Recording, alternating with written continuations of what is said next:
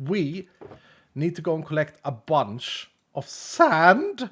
Is this for the TNT shop? No. Well, I mean, okay, so this sand, I'm probably going to end up buying wood with all of it. But the first usage it's going to get is it's going to drain the ocean monument. Which is very exciting. Make sand farmable already? Yeah, I don't disagree. How would you make sand farmable? Let's think here. How would we suggest that game feature for Mojang? I like to think about game design a lot, as you guys know. Would you do it the modded way where you pulverize gravel?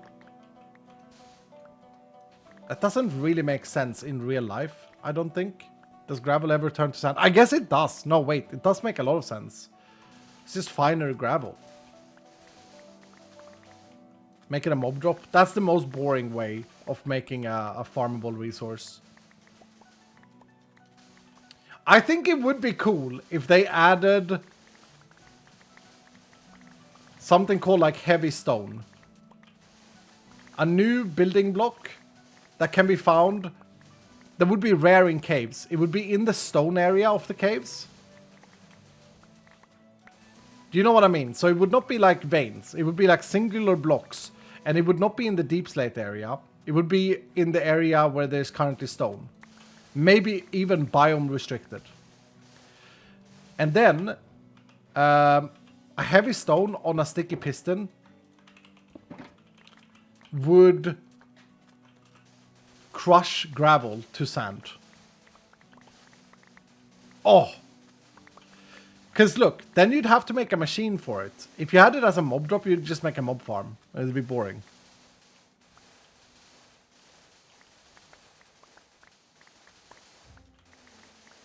Just give it to crabs and let crabs drop them. Are crabs coming to the game though? I didn't think they won. No, I like it when it's more like you have to build a machine for it. The more reasons you have to build machines, the bigger bases you can build without having created unanchored lore. That's weird, but that's how I think about things. It's also a basic resource. You don't want to make it too hard to get for noobs. No, look. You go cave, you find one hardened stone. That's like that doesn't expire. The hardened stone you just put on a piston and that will crush. So then you have a new crushing mechanic in the game. What else could you use that for? Well, modded does cobblestone to gravel. I don't think that's necessary in vanilla.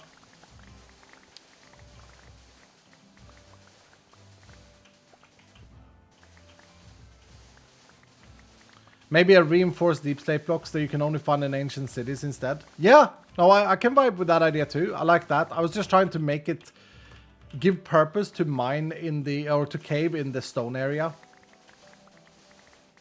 Like, I am actually an enjoyer of the sponge implementation in Minecraft.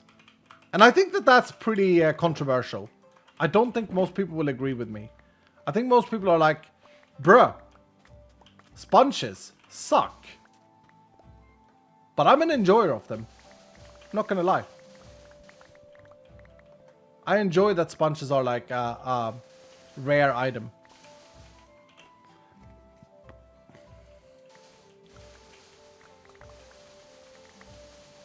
Yeah, I like the crushing thing. I mean, it's been done in modded, but it hasn't been done in a vanilla way. So it was a machine. Sponges are one of the very few things Mojang managed to keep rare. Yes, yeah.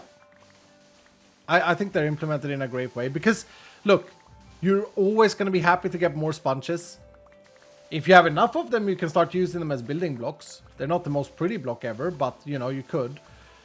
But, like, even if you have, like, a stack, it feels good to get the second stack when clearing something big out, you know? Speaking about sponges, actually, how am I draining this monument? Am I... Wait a minute. Am I sponging? Am I making, like, pockets and sponging it? I think that's what you're supposed to do. Or was I just gonna sand the whole thing? I was just gonna sand the whole thing.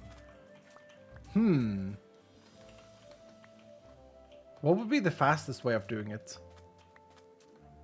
Hydrovoid hammer. True. Bucket it out. Oh, dear.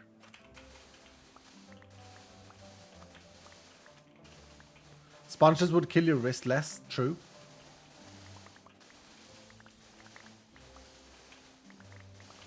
I think sponges is the way to go. I think that means that we have to raid an unraided... I think I have like 16 sponges. We have to raid an ocean monument and get some more sponges. But I quite like the idea of sponging. What's your opinion about magnets in vanilla? I think that there could be a... I think the way vanilla would do it, if they are to keep their enchantment system, is have an enchantment that fights with unbreaking, called magnetizing or something like that. And what it would do is, if you have it on your tool when you break a block, you would the block would be sucked towards you, to your feet. Maybe it shouldn't compete with unbreaking because durability is boring since mending exists.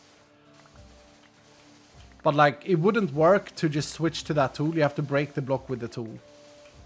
That way you can make it a vanilla thing. Like, that feels like a vanilla design.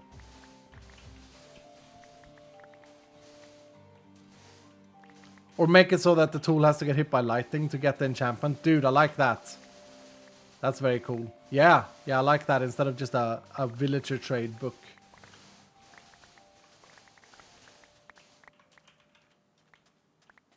Some of the decisions made by Mojang as a long-time Minecraft gamer are very weird. Like, I get it. I get that they have to make market right decisions to get new players to play the game.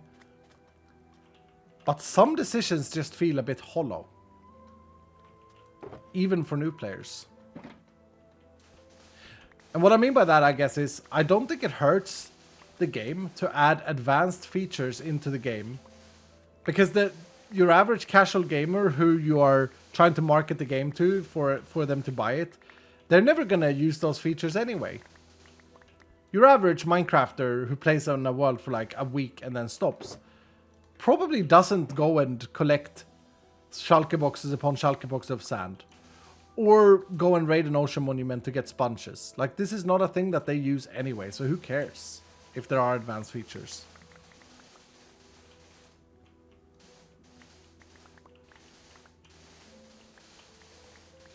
I've heard that Mojang has one interaction at the time philosophy. Yeah, they do. One block at a time, they call it. One block at a time.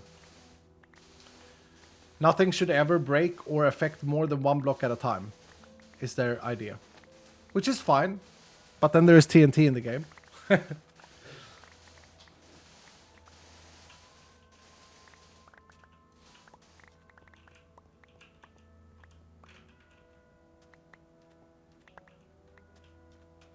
And moss. True. True, you bone meal moss or grass. Yeah. Are you buying wood, Iskall? No, we are working on our ocean monument today. That's why I need sand. But yeah, I mean, the sand will also come in handy to buy wood afterwards. I buy wood because I like to just have it. You know, it's just a thing that's nice to have. I open my chest. Oh, I got wood. I can do this today. I hate running out of it. That's why I did the bamboo farm. I gotta be honest, with the America trip, I realized something. I think I said this to Zedaf and... oh, who else was it in the car at the time? I can't remember. It was Zedaf and someone else. And I said, I realized that I'm the oldest person here, but I still feel the youngest. Like, I was still the most irresponsible. Still had the silliest things that I wanted to do. I wasn't the oldest though, because the Arizona dads were older.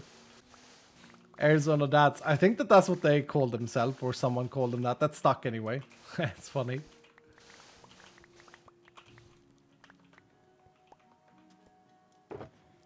You can't beat the Arizona dads? Nope. Thank goodness. That's a very funny nickname though. Isn't Doc the oldest on the server? Yeah, I think so. I think so, yeah.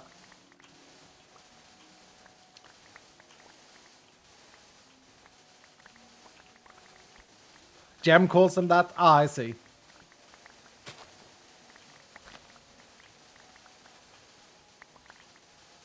Yeah, but Jem is like the youngest. Canadian baby. Canadian toddler. That's the response for the AZ Dad. That one is free, Tango. That one is free, Impulse. That one is free, Zgiz. Who are the Arizona Dads? I think it's Gisselman, Impulse, and Tango. I'm pretty sure they're all in Arizona.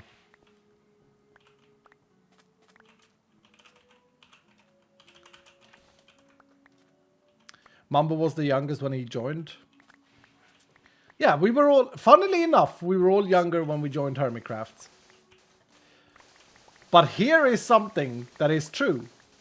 When Impulse joined Hermitcraft, he was older than I was when I joined Hermitcraft. When Tango joined Hermitcraft, he was older than I was when he joined Hermitcraft. And the oldest one to ever join Hermitcraft so far must be the man with the funny face, the man with the weird sayings, the weird outbursts, that struggles to not swear. Skizzelman. 85. No, I just added a number because it felt like it was a good timing there, but it's not his name. Oh, was TFC older? Maybe you guys are right. No, you're breaking my illusions. Wait. Oh, you're probably right. When did TFC join? Season 2?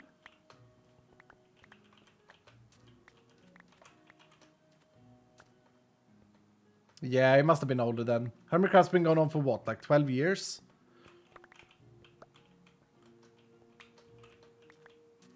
Yeah, okay. Dang it! I thought I had something on Skiz. But no. Nothing. How old was TFC? I don't know. I don't think he was mega old. Maybe 65? I don't know. I don't know. Or 60? Yeah. Yeah, I think that sounds better. So he would have been like 48, 49 when he joined. I think that's another thing that we are going to realize in this space of the internet, or on the internet in general, is that I've been thinking about this a lot. I've been thinking about, oh man, am I getting too old for this? Playing video games, hanging out on the internet, being a streamer, being a content creator, all of these things. Am I getting too old? Like, I don't understand TikTok, and I hate short-term content. I really dislike short content. But all the like 16-year-olds love it, and you know, it's great, be shouty, and am I just getting old? All of these things. I think what I came to realize the other week was that I'm the first generation doing this, and a lot of you guys are the first generation doing this. Therefore, the average age of the internet is going to continue to like stabilize. Like, we don't have an average age yet because we are the first people doing this. Does that make sense? And sure, you could always say, well, you know, you can't do this as much when you have family, when you become an adult and all of these things. Yeah, true, but not everyone does that. It's not what everyone does. Come on, look at Tango and Decked Out 2, he also has family. Exactly! Yeah, it doesn't need to stop you either, you know. It's all about priorities. We'll probably be playing games until we die. Yeah, I don't see why not. I don't see why it would be like, alright, you are the age where you have to stop playing video games. I don't think that will ever happen. And I'm not in the first generation of video game players. There's like, I'm in like generation 3 of video gamers. But I am in the first generation of content creation, social media, all of this garbage. I feel like these shaders should be what vanilla Minecraft lighting should be. I agree. I agree. All these shaders aim to do is to add a light map. Okay? Mojang, you know this word? Light map. Mojang, you know this word? To the game. To make it shade depending on their sun. To make it not look like a developer tool from 1987. Played on a Pentium 2. Which didn't even exist in 1987. Which I know because I'm old. Man, when you got the MMX. Whoo-hoo-hoo. Those were the days. But no, this is what we have to look at. This absolute flat garbage. Unless we push the button. It's got what are those shaders called? Well, find out now by typing shaders in chat with an exclamation mark up front. Or if you're watching on YouTube, look in the description box of the video. Gorgeous. Why wouldn't we want the world to look better? This game is so damn good. Why do we want garbage graphics? Because I got a potato PC, Iskall. Well, make it optional. Play Minecraft in potato mode. There you go. Hey, I am an enjoyer of playing with a potato. Okay, well, that's fine. I'll be honest, the reason I have this desk, I wanted a really big desk when I built my studio. And so I was Googling around, and there were desks that looked nice and had the right size. They were about $8,000, okay? So then what I did was I called a carpenter and I said, hey, could you build me a desk? And he's like, yeah. And then I went, okay, well, if I go to the hardware shop or the building shop and I buy like a, you know what you have in your kitchen? The laminate, like boards. They're pretty cheap. I think I paid like $200 for like 6 meters. And like 80 meters or 80 centimeters wide. Countertop, yeah. So I went and bought one of those. And then I went to the wood shop and I bought like some oak planks. I think in total I spent about $300 on material. Oh, and I bought the legs as well, like separate legs in the hardware store. It was about $300. And then he put it all together and he charged me like $200 for his time. So I think this desk ended up costing around $500 for a desk that's 6 meters long, curved.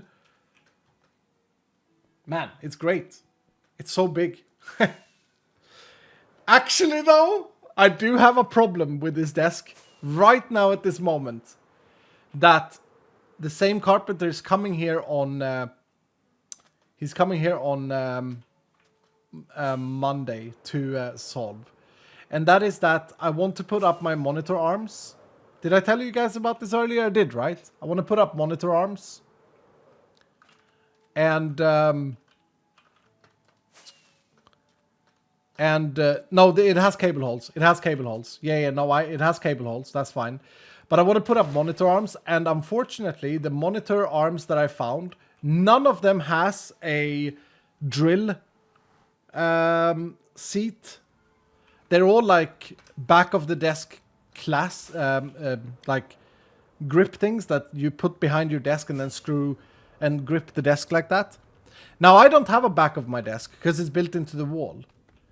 And so I'm going to have the guy come here on Monday and he is going to look into whether or not he can drill up a hole in my desk for these to be fastened with. Clamps, yeah, clamps. All of the ones that I found were clamped based. Really sad. So we'll see. We'll see how that goes. If we raid, we can just raid one ocean monument and hope that we get some sponge rooms. Oh, this is not raided. Which is bad for us now because we are stuck in the water. But it's not raided. That's good. See if we can swim up. I've had monuments that I've cleared in the past that has had an insane amount of sponges. And then I've had monuments like the one I cleared with stress that just had like one tiny sponge room. I wonder if there can ever be like no sponge rooms. Sponges, you can get up to 7 rooms. That's crazy. It's an annoying game mechanic to give mining fatigue. I actually think it's quite fitting for this. I think it's quite cool of a choice from MOJANG.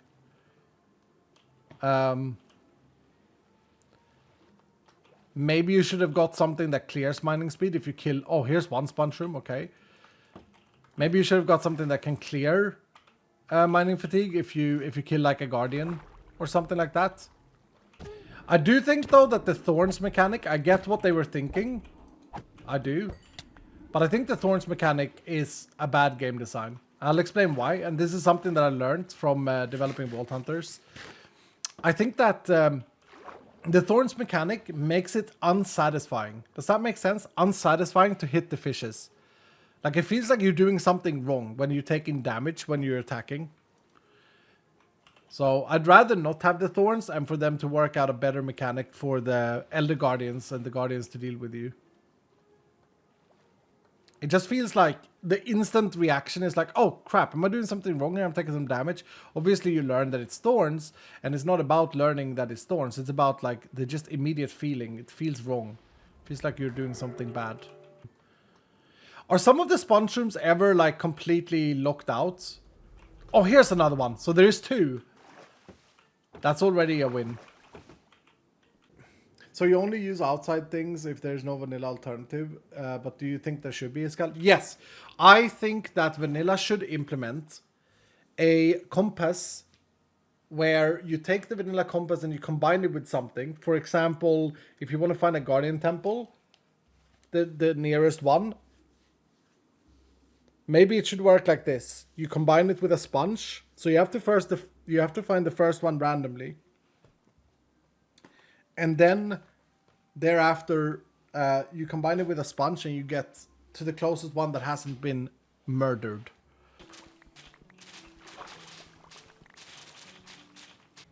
Okay, so piston, redstone torch, sand. Don't we need like a repeater for this as well and some dust or something like that? I haven't done this in so long. But we place down the piston here. That.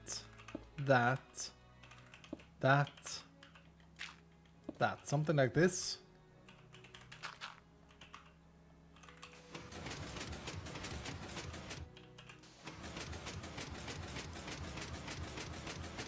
And let the sanding begin.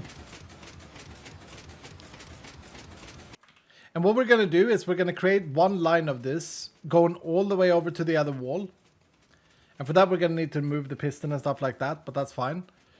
But we want to do this all the way to the other wall. And then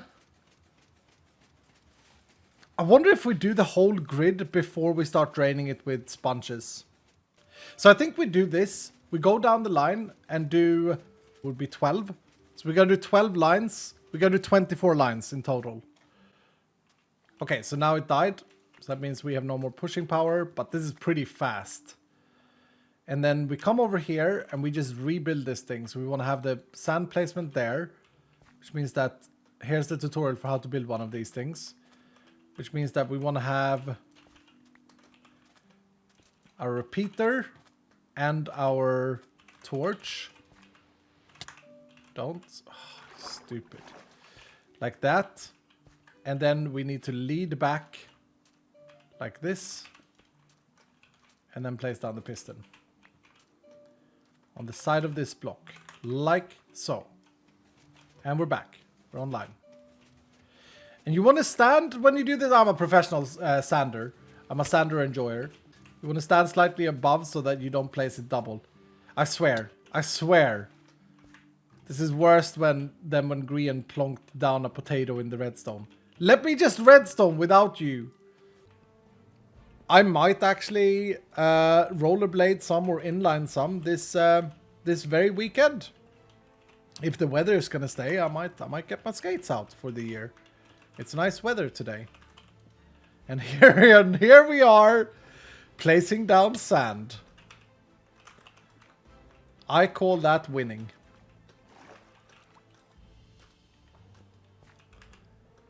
Winning is when your choices aren't logical.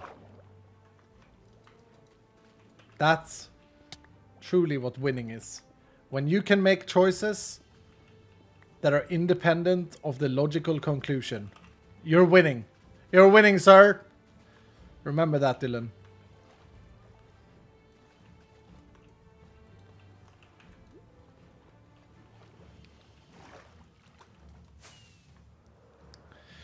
Who's your NHL team?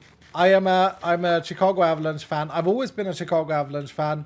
I used to wear a San Jose Sharks hat. My brother, the one who has the son who's interested in Paw Patrol, is a sharks enjoyer. And I went to see sharks live with a friend here, actually, that's in our community, Clown. And so I got a sharks hat. And I think their logo is the best one in NHL. But my team, because of Peter Forsberg, is Colorado Avalanche.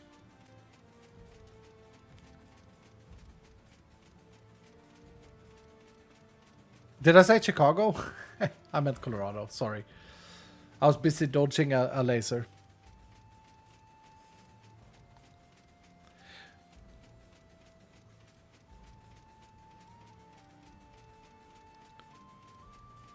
Brother-in-law used to be a video coach for the Sharks. Wow!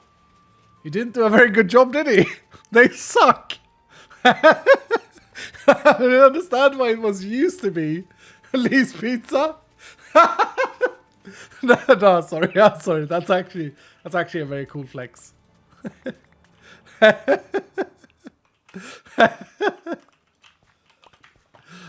Oh, they're terrible though. They're a bad team.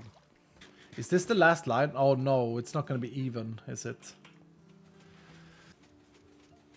I think that, like, I recently had reason to go back and look at old Hermitcraft worlds. My playtime in Season 6 was insane. My playtime in Season 6 was insane. In fact, why don't I show you guys the graph real quick that I made? Look at this graph! This is a graph I made just for funsies. The blue is playtime in hours, and the red is the season length. No. Wait. Oh, did I get this wrong? The red is my playtime relative to the season length. Yeah, there it is. Relative to the season length. So you can see that out of all seasons I've played almost double as any other season in Season 6. Time spent on the server. And then the red is versus how long the season was. So that's why Season 10, you can see I've played a lot in the small amount of time that the season has been. While in Season 9, I participated only this much in the season. So if you imagine that 100% of the server uptime is a red bar at the top, right? So the server has been up for this long, and this is how much I participated, the red. So like, I participated in 75% of Season 10 so far. I participated after 15 months. I had participated almost 50% in Season 6. And in Season 9, very low. Blue is episode length? No. Blue is my played hours. The red is my played hours versus the season's total hours. There we go. My played hours versus the season's total hours of uptime. How many hours is 15 months? Or 14 months. I think Season 6 was 14 months. You can Google this. But however long Season 6 was...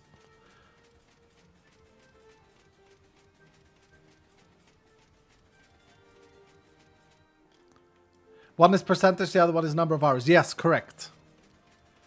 It was 10,220 hours. Okay, so based off of that, in Season 6, I participated 40% in Season 6, or 38%.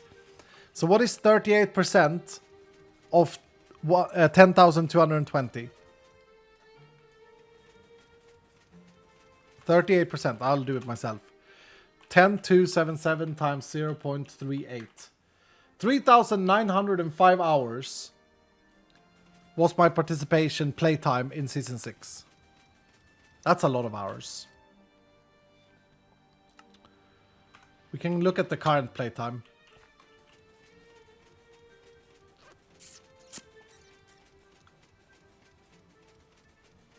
The two shouldn't be on the same graph, but it's like a comparison. Maybe they shouldn't. It's fine! Can we stop hating my graph skill? If you guys are graph enjoyers, then that's great. You know, it's good to have graph skills.